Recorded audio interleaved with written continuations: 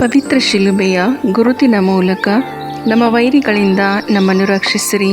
ನಮ್ಮ ಸರ್ವೇಶ್ವರ, ಪಿತನ, ಸುತನ ಮತ್ತು ಪವಿತ್ರಾತ್ಮನ ನಾಮದಲ್ಲಿ ಆಮೇನ್. ಓ ಯೇಸುವಿನ ಪವಿತ್ರ ಹೃದಯವೇ, ಸಂತ ಕನ್ಯಾಮರಿಯಮ್ಮನವರ ನಿಷ್ಕಳಂಕ ಹೃದಯದ ಮೂಲಕ ಮತ್ತು ನಿಮಗೆ ಅತಿ ಪ್ರಿಯರಾದ ಸಂತ ಜೋಸೆಫರ ಮಧ್ಯಸ್ಥಿಕೆಯ ಮೂಲಕ ನನ್ನ ಇಂದಿನ ದಿನವನ್ನು, ಎಲ್ಲ ಕೆಲಸ ಕಾರ್ಯಗಳನ್ನು, ವಿದ್ಯಾಭ್ಯಾಸವನ್ನು, ಪ್ರಯಾಣವನ್ನು, ಇಂದಿನ ಅನುಭವಗಳನ್ನು, ಆರೋಗ್ಯವನ್ನು, ನನ್ನ ಕುಟುಂಬದ ಸದಸ್ಯರನ್ನು, ಬಂಧು ಮಿತ್ರರನ್ನು, ನೆರೆಹೊರೆಯವರನ್ನು, ನಾನು ಸಂಧಿಸುವ ವ್ಯಕ್ತಿಗಳನ್ನು ನಿಮಗೆ ಅರ್ಪಿಸುತ್ತೇನೆ. ನಾನು ಆಡುವ ಮಾತು, ಮಾಡುವ ಆಲೋಚನೆಗಳು, ತೆಗೆದುಕೊಳ್ಳುವ ನಿರ್ಧಾರಗಳನ್ನು ಆಶೀರ್ವದಿಸಿ ಅವುಗಳಿಗೆಲ್ಲ ನೀವೇ ಪ್ರೇರಣೆಯಾಗಿರಿ. ಇಂದಿನ ದಿನ ನಿಮ್ಮ ಸುರಕ್ಷತಾ ಕವಚವನ್ನು ನನ್ನ ಮೇಲೆ ಇರಿಸಿ ಸಕಲ ಕೇಡುಗಳಿಂದ ನನ್ನನ್ನು ಕಾಪಾಡಿರಿ. ದಿನದ ಪ್ರತಿ ಗಂಟೆಯಲ್ಲಿಯೂ ನನ್ನೊಂದಿಗೆ ಇದ್ದು ನನ್ನನ್ನು ಕೈ ಹಿಡಿದು ನಡೆಸಿರಿ. ಆಮೇನ್. ಸಂತ ಲೂಕನು ಬರೆದ ಸುಸಂದೇಶದಿಂದ ವಾಚನ. ಇದಲ್ಲದೆ ತಾವೇ ನೀತಿವಂತರೆಂದು ತಮ್ಮಲ್ಲಿ ಭರವಸೆ ಇಟ್ಟುಕೊಂಡು ಉಳಿದವರನ್ನು ಉದಾಸೀನ ಮಾಡುವಂಥ ಕೆಲವರಿಗೆ ಒಂದು ಸಾಮ್ಯವನ್ನು ಹೇಳಿದನು. ಅದೇನೆಂದರೆ, ಪ್ರಾರ್ಥನೆ ಮಾಡಬೇಕೆಂದು ಇಬ್ಬರು ಮನುಷ್ಯರು ದೇವಾಲಯಕ್ಕೆ ಹೋದರು. ಒಬ್ಬನು ಫರಿಸಾಯನು, ಒಬ್ಬನು ಸುಂಕದವನು. ಫರಿಸಾಯನು ನಿಂತುಕೊಂಡು ಪ್ರಾರ್ಥಿಸುವಾಗ ತನ್ನೊಳಗೆ, ದೇವರೇ, ಸುಲುಕೊಳ್ಳುವವರು, ಅನ್ಯಾಯಗಾರರು, ವ್ಯಭಿಚಾರಿಗಳೂ ಆಗಿರುವ ಉಳಿದ ಜನರಂತೆ ನಾನಲ್ಲ, ಈ ಸುಂಕದವನಂತೆಯೂ ಅಲ್ಲ. ಆದುದರಿಂದ ನಿನಗೆ ಸ್ತೋತ್ರ ಹೇಳುತ್ತೇನೆ. ವಾರಕ್ಕೆ 2 ಸಾರಿ ಉಪವಾಸ ಮಾಡುತ್ತೇನೆ. ನಾನು ಸಂಪಾದಿಸುವ ಎಲ್ಲದರಲ್ಲಿಯೂ 10 ಪಾಲನ್ನು ಕೊಡುತ್ತೇನೆ ಎಂದುಕೊಂಡನು.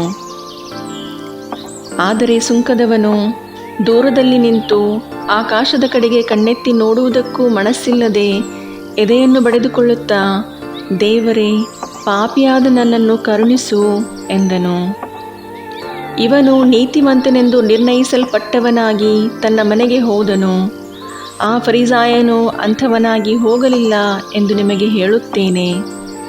ತನ್ನನ್ನು ಹೆಚ್ಚಿಸಿಕೊಳ್ಳುವ ಪ್ರತಿಯೊಬ್ಬನೂ ತಗ್ಗಿಸಲ್ಪಡುವನು, ತನ್ನನ್ನು ತಗ್ಗಿಸಿಕೊಳ್ಳುವವನು ಹೆಚ್ಚಿಸಲ್ಪಡುವನು ಎಂದನು. ಪ್ರಭು ಕ್ರಿಸ್ತರ ಶುಭ ಸಂದೇಶವಿದು. ಚಿಂತನೆ.